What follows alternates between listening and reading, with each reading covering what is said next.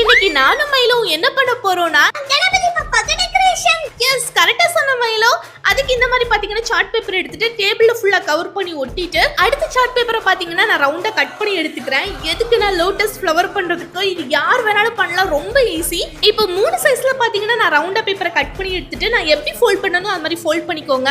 அடுத்து பாத்தீங்கன்னா அது இப்படி ஓபன் பண்ணி பார்க்கும்போது ஒரு லைன் மாதிரி வரும்ல, அதை அந்த கட் பண்ணி எடுத்துட்டு இந்த மாதிரி ஃபோல்ட் பண்ணி க்ளூ போட்டு ஒட்டினீங்கன்னா லோட்டஸோட பெட்டல்ஸ் மாதிரியே இருக்கும். இப்போ ஸ்டெப் பை ஸ்டெப்பா நீங்க க்ளூ போட்டு ஒட்டிட்டு பார்த்தா லோட்டஸ் ஃப்ளவர் ரெடி. பார்க்க ஒரிஜினல் மாதிரி இருக்குல்ல, செம்ம ஈஸி பண்றதுக்கு, வேணா ட்ரை பண்ணி பாருங்க.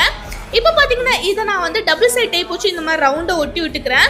அதுக்கப்புறம் என்கிட்ட மா இலை இருந்துச்சு, ஸோ அதை வச்சு என்ன பண்றதுன்னு கொஞ்ச நேரம் யோசிச்சதுக்கு அப்புறம் டபுள் சைட் டேப் வச்சு பாத்தீங்கன்னா ரவுண்டா இந்த மாதிரி ஒட்டிட்டு சென்டர்ல ஒரிஜினல் ஃப்ளவர் வச்சு என்னோட கணபதி பப்பா வச்சுட்டு பார்த்தா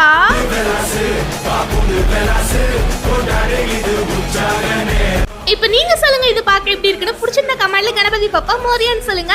இன்னைக்கு விவேகானந்த கொஸ்டின், விநாயகரோட வெஹிக்கிள் என்ன தெரிஞ்ச கமெண்ட்ல சொல்லுங்க. பாய்.